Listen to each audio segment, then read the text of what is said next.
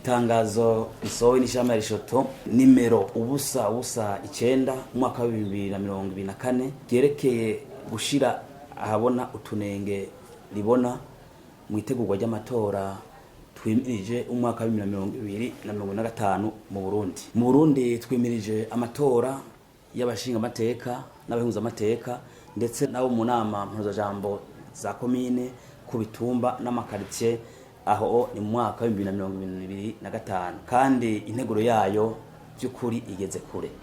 Aha twovuga nk'itegeko rigenga amatora, itegeko rigenga amakomine ndetse n'umugwi w'igihugu wigenga ujeje gutegura amatora seni, n'umugwi wo mu ntara wigenga ujeje gutegura amatora sepi.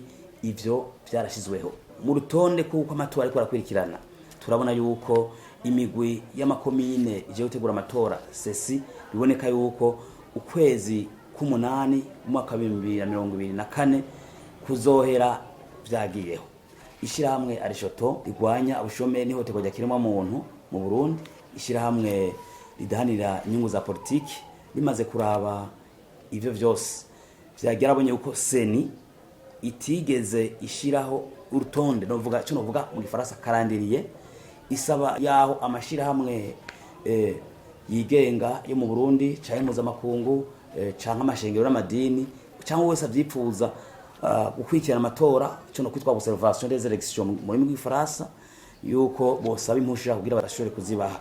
Aha rero tumaze kubona ivyo vyose, arishoto irasaba yuko seni yokugururira imiryango amashirahamwe yigenga yo mu Burundi ndetse n'amashirahamwe mpuzamakungu yigenga n'amadini n'amashengero n'abavyifuza gukurikira amatora kubindorerezi cyaje guhagarikira amatora amatora agitangura n'ubu tuyarimwo n'igiharo bari kwaraba kuko amatora ategezwe gukurikiranwa agitangura ariko araba. Usaba yuko seni abo mashirahamwe yifuza n'amashengero gukurikira amatora yugurura kugira ngo bategeza no kuraba neza yuko abantu bari kubashigwa muri iyo migwi yabe ya sesi seni sepi yuko hajamwo abafitiye ubushobozi ndetse bakaraba neza n'abantu bazokwandikwa gutora ari abantu babikuwe n'amategeko. Aho ndavuga kuko umuntu acariho canke arakwije imyaka.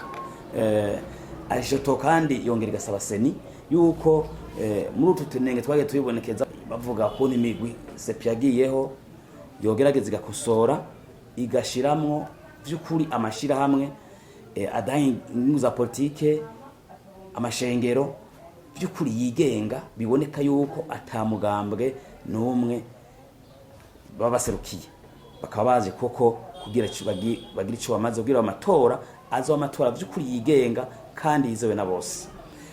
Arishoto kandi iriyemeje kandi ikavuga yuko yipfuza kandi ikwiragerageza kuzokurikira amatora kuyakurikira hafi nk'indorerezi wera amatora y'umwaka wa 2025 ndetse n'amatora y'umwaka wa 2027 amatora azoba yekeye umukuru w'igihugu. Arishoto ikarangiza isaba seni yuko yogerageza guhamagarira gutera kamo inzego z'igihugu cyo no kwitwa administration cyane abamustanire b'amatari n'abatwara imitumba n'amakaritie ndetse n'inyamirama b'igipolisi kugira ngo bubahirize amanama y'imigambwe yubahirizwe kugira twa imigambwe bose bakora amanama ubwigenge atawukumiriwe kugira ngo kameme amatora amatora bose bavuga ati n'amatora meza adakumira yizegwe n'abarundi n'amakungu.